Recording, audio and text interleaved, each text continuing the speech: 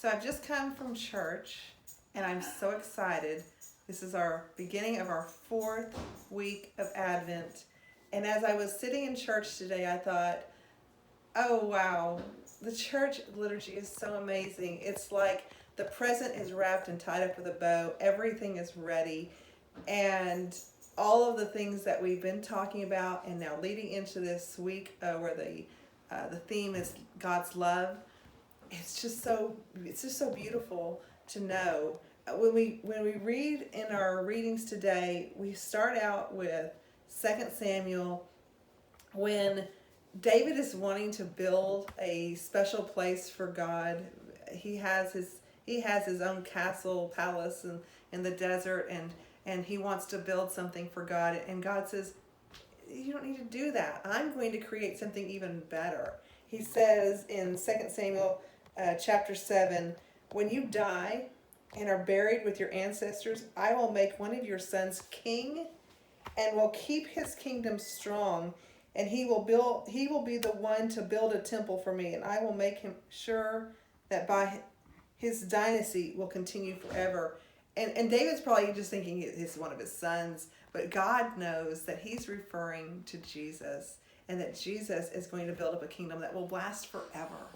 And so we see 1,000 years before Jesus was born, and we already had prophets before this who said God's keeping his promise, and you're going to have something more amazing than you can even imagine. And then we even go to Psalm. The Psalm then is from 89, and David is praising God, and he says, you said, I have made a covenant with the man I chose. I have promised my servant David, a descendant of yours will be king. I will preserve your dynasty forever. So David is praising God for what he's already said he's going to bring him.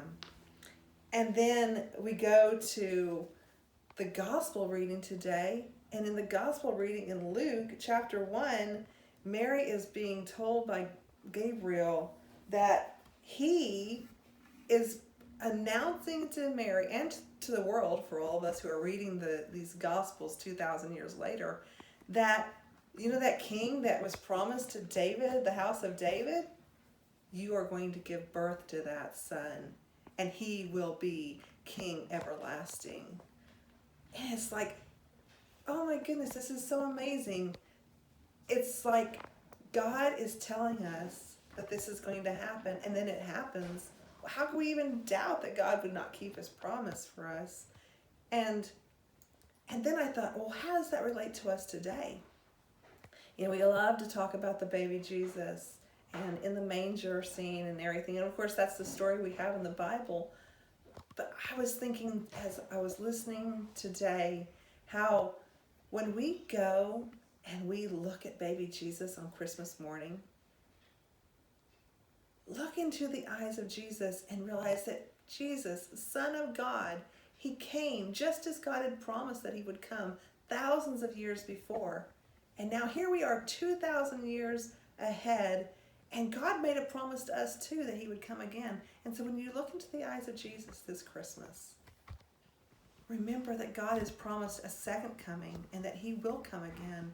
And we are anticipating that second coming, and we will be given that promise. It will be fulfilled. And maybe 1,000 years from now, or maybe tomorrow, we don't know. But God does keep his promise. And thank goodness he does. And so we have the faith and the hope that this will be true. We have the joy and the anticipation of it happening. And we have God's promise, his love for us, that it will happen. So think about that as we continue this week of love and God's love for us. God bless you here in my